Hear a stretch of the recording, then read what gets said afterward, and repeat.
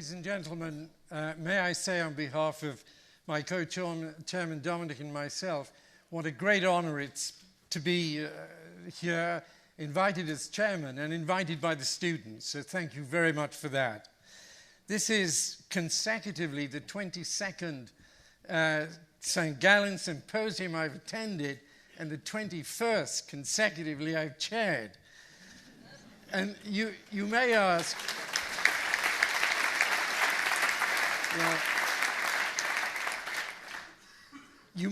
why do I keep coming back?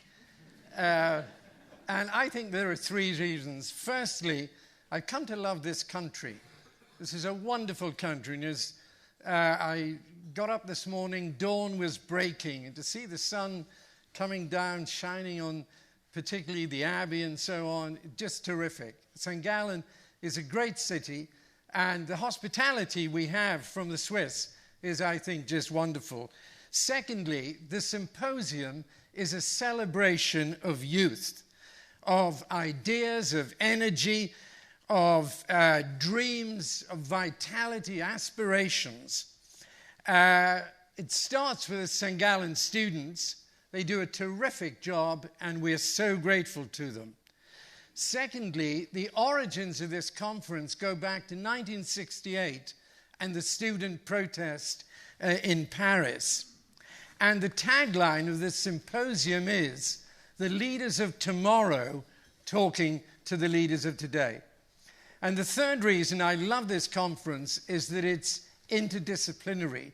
It's not just an extension of business school, but it covers business, economics, politics, the arts, philosophy, culture, and so on.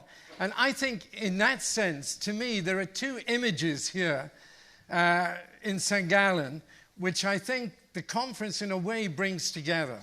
The one image is of this university, progressive, modern, brutalist architecture. You couldn't get it more brutalist than this.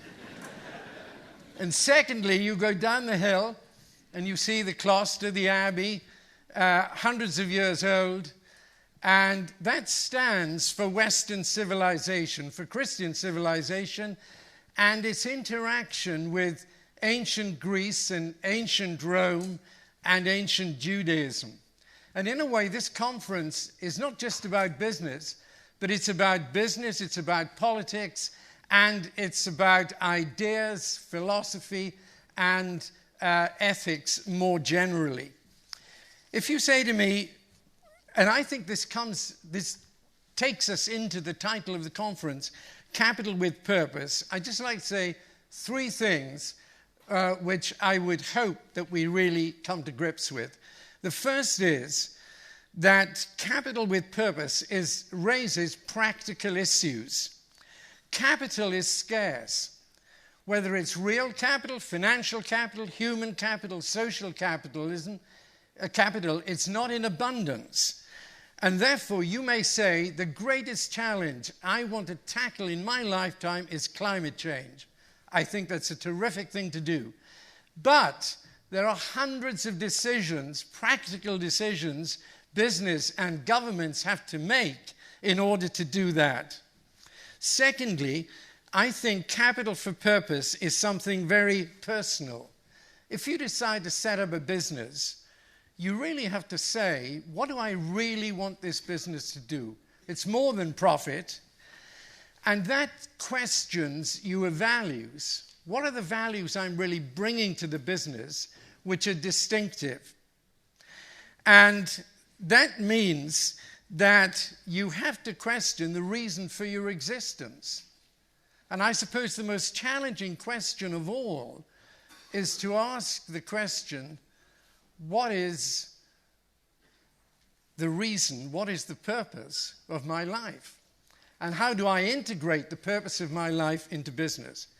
And that, of course, takes us immediately, and that was the great question Aristotle asked, and takes us immediately into politics. So it's practical, it's personal, but it's also political because, as the Greeks explored in depth, life becomes really meaningful when we live it in a political community. And in St. Gallen, ever since this conference started in 1970, it started with a great view of the dignity of the individual person, and as a result, the need for freedom, economic freedom, political freedom, the rule of law, but also underpinned and bounded by justice. So I think as we explore these, I'd like you to think of the practical issues, the personal challenge, and also the political dimension of what we're doing. It's my great pleasure to hand over to my co-chairman. I don't know if the Guinness Book of Records has an entry for the person who's talked to more chief executives than anyone on the planet. But if they did, Dominic Barton would be the winner. He's a terrific person, exceedingly knowledgeable about business, ran McKinsey for 14 years, now based in Hong Kong. So as co-chairman, great to have you here, Dominic. Thanks a lot.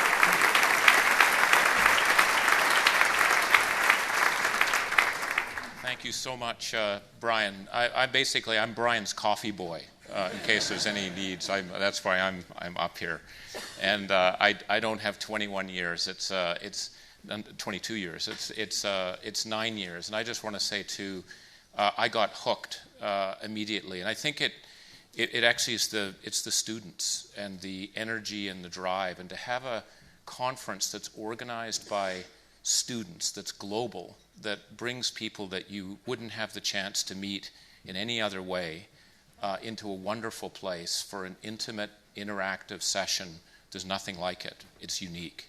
I think I also have an underlying kind of jealousy or worry. I'd never get into this university.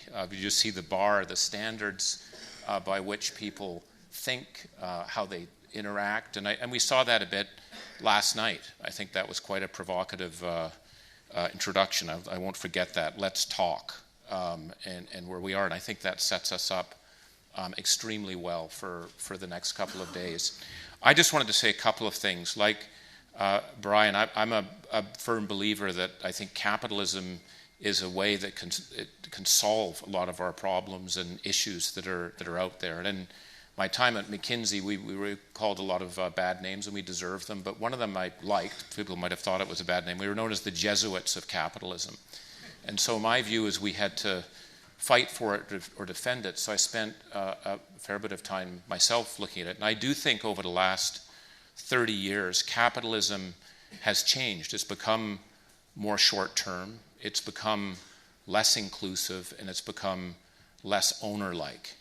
I don't believe, and I thought the federal counselor last night, Karen, said it very well. As a capitalist, there will always be inequality. I make no apologies for that. That is part of the system. What is not appropriate is inequality of opportunity. That is not a capitalist view, but that's what we're seeing more of. And that's why I think this notion of thinking about capitalism and the theme of this conference, I think, is fundamentally important to all of us. I also want to introduce Neil Ferguson, Professor Neil Ferguson will speak. And I can't think of a better introductory lecture, if you might will, and I think that he's going to have a conversation with Brian. But actually, one of, I think, the most preeminent historians who can bring history to today.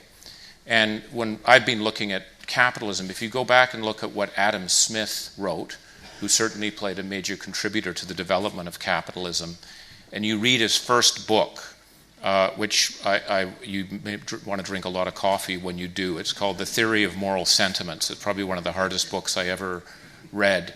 He makes a couple of very important phrases in there which really resonated with me, which was, it is effectively the duty of the entrepreneur to take care of the society in which they operate. In other words, to have a broader mind about what they're doing. It may not be a CSR bend, as you're saying, but there's this notion of one has to think of one's place in society. You can't ignore that.